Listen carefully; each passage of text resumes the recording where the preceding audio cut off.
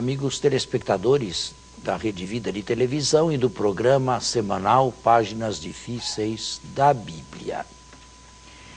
O diácono me estava dizendo agora há pouco que às vezes o programa não vai ao ar no horário 1h30 da tarde, 13h30. É que este programa faz parte de uma programação da Rede Vida e ela dispõe do tempo e dos horários como ela deseja. Resta ao telespectador ou ficar atento à emissora durante o dia, ou então, quem sabe, telefonar para lá no próprio domingo cedo e perguntar qual será o horário deste programa naquele dia. Ou se haverá algum reprise em algum momento da semana. Certo? Está certo. E assim se pode, de certa maneira, suavizar aqueles que perderam uma programação. Padre Saraiva, que costuma postar esses programas, fica então ciente de que isto pode acontecer e não há como olhar ou agir de maneira diferente. Perfeito. Muito bem, diácono, aonde é que estávamos no último programa? O último programa nós vimos sobre o pecado, especificamente ali Caim, o pecado de Caim. Que é o pecado de todos os que são Caíns, porque um pouco de Caim carregamos todos. Infelizmente. Todos, não só os do lado de lá, todos nós. E por isso mesmo devemos tomar cuidado. Se não chegamos a vias de fato, como o texto bíblico mostra, muitas vezes não é por falta de vontade, é porque temos medo das consequências, medo das represálias, medo da cadeia, né? Ou não tivemos ocasião propícia. Mas é possível matar alguém no próprio coração, não é? Como é? Fazer com que aquela pessoa desapareça da minha face. Isto é, viver como se não existisse mais, não ligar mais para ela e torcer para que morra logo. Poxa, é uma maneira de ser Caim bem atualizada.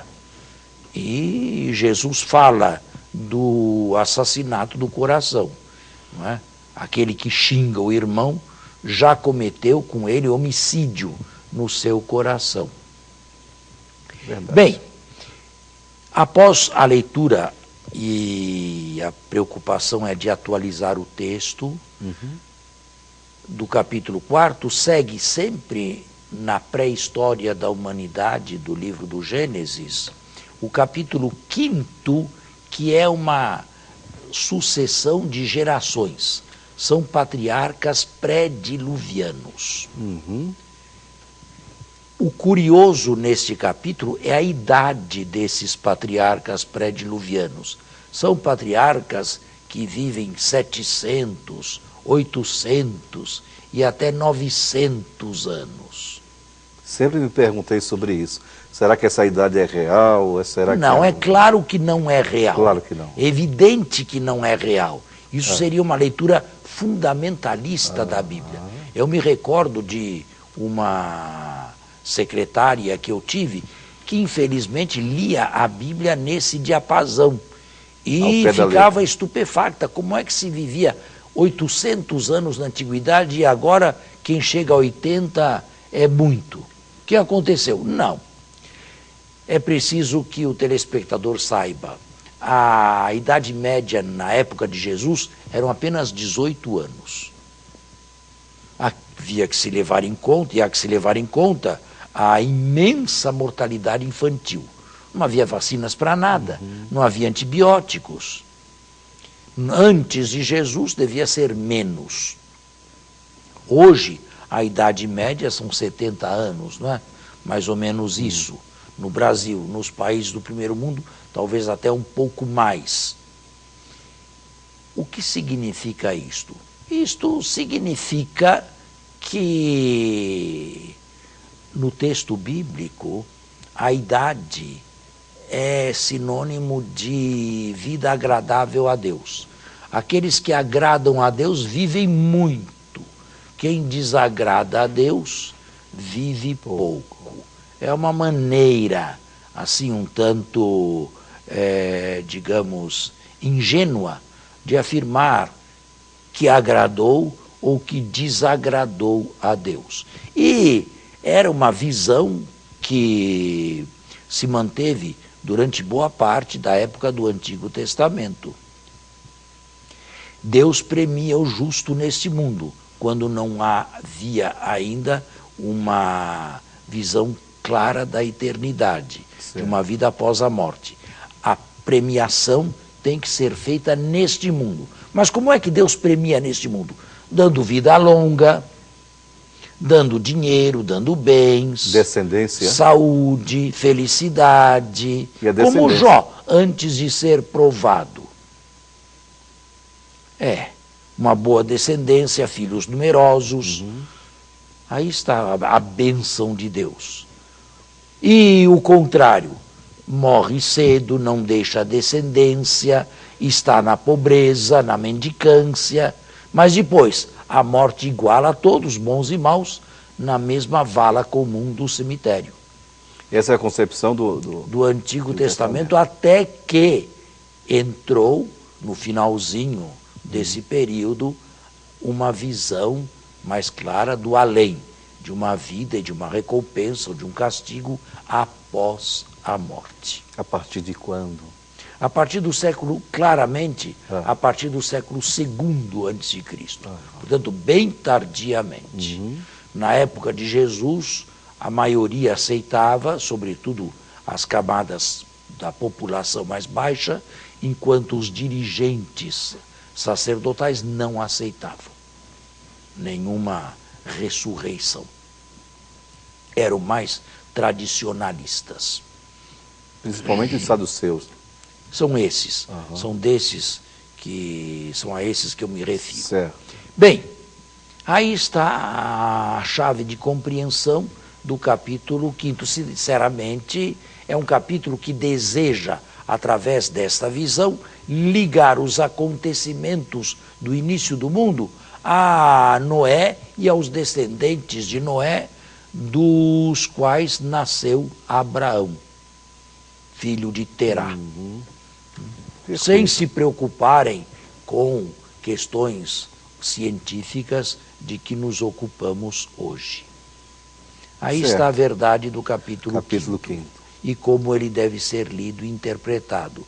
Isto é, o autor tem pressa de, em Adão, ou a partir de Adão, chegar a Noé, aos filhos de Noé e a Abraão. Digamos que a história da humanidade é simplesmente uma colocação do universo antes de Abraão e com pressa para se chegar a Abraão. Populações inteiras que viveram no passado antigo são absolutamente ignoradas, como os egípcios, absolutamente ignorados. Bem, após o capítulo 5º, nós temos o quê? Filhos de Deus e filhas dos homens, no capítulo 6º. Do capítulo 6º ao capítulo 9º, sempre da pré-história, que quer ligar Adão a Noé e a Abraão, temos a história do dilúvio, que ocupa 3 capítulos, e onde algumas tradições se misturaram. A tradição sacerdotal com uma tradição não sacerdotal.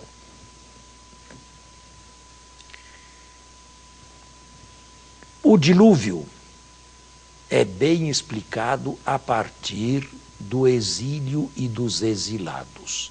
Em Babilônia, à margem ou às margens dos grandes rios, Tigre e Eufrates, sobretudo este último aqui, há muitos canais, há muita água e, sobretudo no inverno, existem muitas inundações, chuvas, dias feios, em que a neblina parece envolver tudo e não se distingue mais o céu da terra. Já teve esta visão, não teve? Já. Quando a neblina é grande, não se distingue mais o céu da terra. Não se sabe onde começa o céu e termina a terra, e vice-versa. Pois bem, num ambiente destes, no passado, 6 séculos antes de Cristo, era fácil imaginar o caos.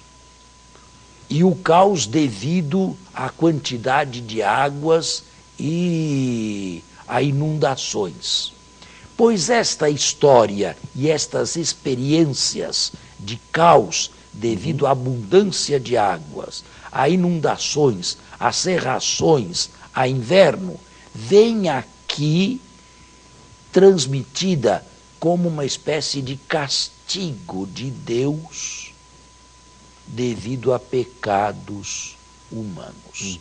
E os 3 primeiros versículos, 3 ou 4 primeiros versículos do capítulo 6 são elucidativos a esse respeito e mereceriam ser lidos. Quantos minutos nós temos ainda? 1 minuto só. Então não vamos começar a leitura, porque teríamos que cortar o texto pela metade. Vamos fazer logo o intervalo e continuamos a seguir. Bem, de volta, leia, por favor, os 3, 4 primeiros versículos pausadamente e claramente. Do capítulo 6, é? Sim. Que é a introdução à história do dilúvio, que ocupa 3 grandes capítulos, 6, 7 e 8. 6 a 9. Quando os homens começaram a ser numerosos sobre a face da terra, e lhes nasceram filhas, os filhos de Deus viram que as filhas dos homens eram belas e tomaram como mulheres. Filhos de Deus, isto é, seres superiores, notam a beleza de mulheres terrestres, inferiores. O texto é absolutamente mitológico. E deve ser entendido mitologicamente. Isto nunca se deu. É uma maneira de se introduzir o mal. Uma maneira mitológica de introdução do mal, nada mais. Certo. Então deixa eu retornar um pouco aqui, só para não perder o sentido. Né? Eram belas e tomaram como mulheres todas as que lhes agradaram. E o Senhor disse: meu espírito não permanecerá no homem, pois ele é carne. Não viverá mais que 120 anos. Ora, naquele tempo, e também depois, quando os filhos de Deus se uniam às filhas dos homens, e estas lhes davam filhos, os Nefilim habitavam sobre a terra. Estes homens famosos foram os heróis dos tempos antigos. Pois é uma maneira de explicar o que para eles significavam gigantes. Entendo. Uma maneira mitológica de explicar a existência de pessoas gigantescas. Houve pessoas gigantescas neste mundo? Acredito que não. Mas no lendário popular havia gigantes. E como se explica a existência desses gigantes? Como nasceram? Como apareceram? Diante dos quais nós parecemos gafanhotos. Como surgiram? Surgiram do contato sexual de seres celestes com seres terrestres. Fica claro, mitologicamente falando, porque historicamente, é claro, isso aqui nunca se deu. É uma maneira de se introduzir, primeiro, uma explicação do mito dos gigantes, em segundo lugar, uma maneira de mostrar o que desagrada a Deus, o pecado. A consequência, então... Mas agora, lendo este texto à luz dos recursos da ciência e, sobretudo, da medicina de hoje, ele tem mais atualidade do que no passado, do que há 100 anos atrás. Hoje não existe a genética nuclear, hoje não existe a medicina nuclear, hoje os homens não querem se intrometer nas origens da vida e não há quem prognostique para um futuro não longínquo a existência apenas de homens famosos, de homens bem dotados, de homens inteligentes, de homens de raça superior. Não existe isto? Sim.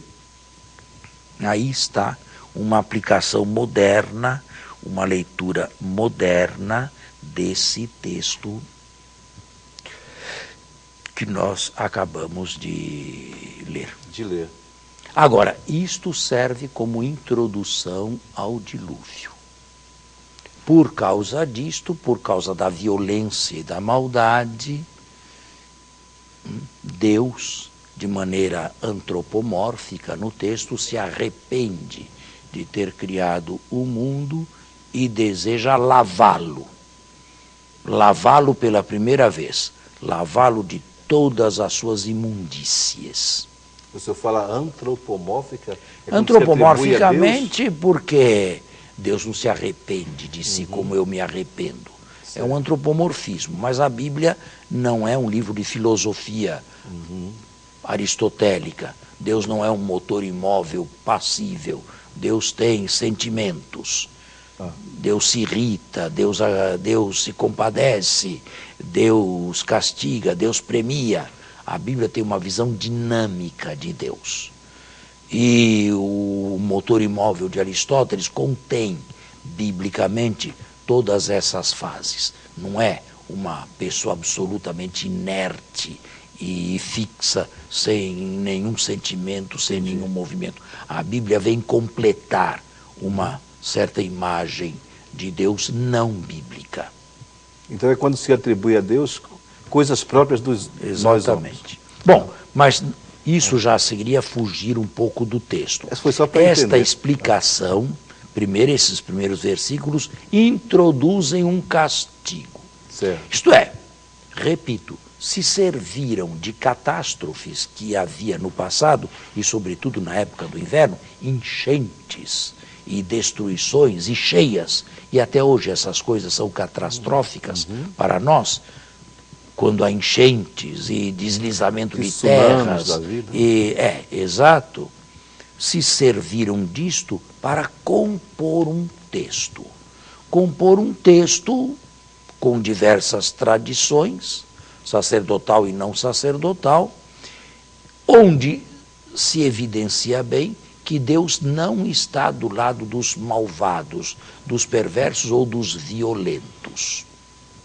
Porém, sabe distinguir no meio dos malvados, dos perversos e dos violentos, existe uma figura que lhe agrada, a figura de Noé e a sua família. E então, o texto se delicia em mostrar a antevisão de Noé, por parte de Deus, do que irá acontecer, a construção de uma arca e a salvação de si próprio e de sua família, juntamente com um casal de animais. Claro, todo esse texto, toda essa história é absolutamente legendária. Mas na sua legenda, ou na sua lenda, querem transmitir o seguinte: Deus não tolera e Deus não deixa impune o pecado. Até os dias de hoje, o pecado traz dentro de si o germe, o veneno, o vírus do seu próprio castigo. Até os dias de hoje, Deus não deixa o mal impune por muito tempo ou para sempre. Às vezes demora para vir o castigo, outras vezes ele vem a galope. Outras vezes ele vem a galope. Claro, Deus não castiga como castigamos nós. Deus deixa que a própria ação traga o veneno do castigo, a consequência do castigo intrínseca. O senhor se lembra bem, e eu me lembro bem, dos anos 80, em que diversas pessoas morreram de AIDS. Triste. Lembra-se? Lembro. Pois é, eu conheci muitos que desceram ao túmulo com a idade de 28 anos, de 30 anos, pessoas que podiam viver ou ter vivido 50 anos mais, pelo menos. Doentes, claro, mas uma doença comportamental.